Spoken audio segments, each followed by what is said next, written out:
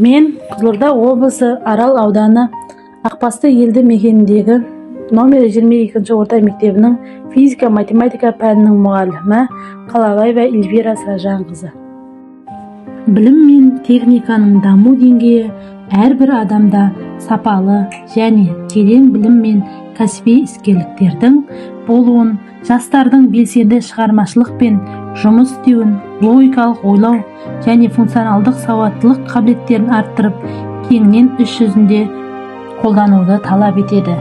Қазіргі кезде физика-математика пәнін оқытуда оқушылардың функционалдық ойлау қабілеті мен шығармашылық тұрғыдағы жұмысын дамытуда өз бетімен жұмыс жасаулары және логикалық тапсырмаларды орындаудың маңызы зор.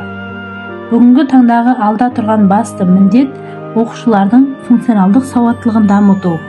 Осы өзекті мәселені шешу барысында өзіндік білім көтеру тақырыбым математика және физика сабағында бейін алды дайындық және бейіндік оқытуды ұйымдастыру. Сонымен қатар функционалдық ойлауды дамыту дегеніміз барлық логикалық ойлау операцияларын талдау, жинақтау, салыстыру, жалпылау, саралау, арнайы жүйелі түрде қалыптастыру. Ойлау белсенділігін, өз беттілігін дамыту.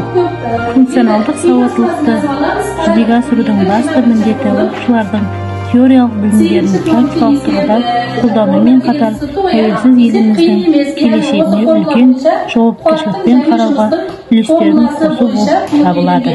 Білімнен қымбат нәрсе жоқ, көңілде жатса баспай тоқ. Дегенде оқушылар алған сапалы білімдерін, тәрбиесін, бойға дарыған өнерлерін үнемі жаңғыртып, жетілдіріп, оны ғылыми жетістіктермен көрсетіп келеді. Мектеп оқушыларының функционалдық сауаттылығын қалыптастыруда рөлдік ойын, дара тұлғаға бағдарланған оқыту және сұрақ-жауап әдістері арқылы жүзеге асатын жағдаяттық, сұхбаттық құзыреттіліктерді қалыптастыратын тапсырмалар кешенді жүргізіліп отырса, онда білім, білік, дағдыларды игерту нәтижелі болатыны анық.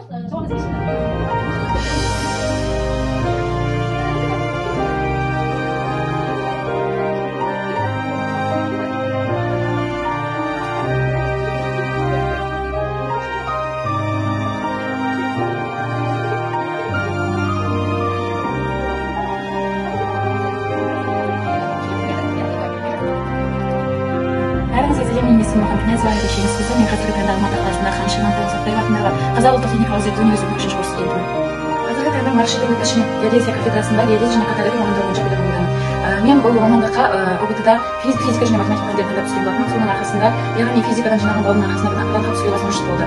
Бұл физикаға деген негізі менің қызығушылығымды оятқан ол өзімнің класс жетекшім әрі ұстазым, физика пәнінің мұғалімі Қалабаева Эльвира апай болады. Апаймен мен өз басым класс жетекшім болған соң әрі физика пәнінің мұғалімі, яғни ОБТ-ға дайындағанымыздан өз басым тығыз байланыста болдым. Апаймен 8-ші класстан бастап олимпиадаларға қатысып жүлделі орындар алып жүрдік. Осы апай менің физикаға деген қызығушылығымды одан сайын арттырып, болашақта осы пәнді таңдауыма көп септігін тигізген болатын. 10-ші класстан бері бізді қолдап ОБТ-ға дайындалыңдар деген сияқты өзінің ақыл кеңестерін айтып, өміржылашта ОБТ-ға дайындап, күн түн демей дайындап, өзінің білгендерімен бөлісе білген апайымыз осы болды. Осы апайдың берген білімінің арқасында сол нәтижесінде менде Алматыдағы ең үздік техникалық зерттеу университетіне түсіп отырмын. Апайға көп рахмет. Апай алдағы белестерді асуларды ала беріңіз, белестерді бағындыра беріңіз, үлкен жетістіктерге жетіңіз. Мол табыс тілеймін, отбасыңыз аман. 82-ші жолдама. Қайыров Ернұр, Қызылорда облысы, Арал ауданы, Ақбасты ауылы.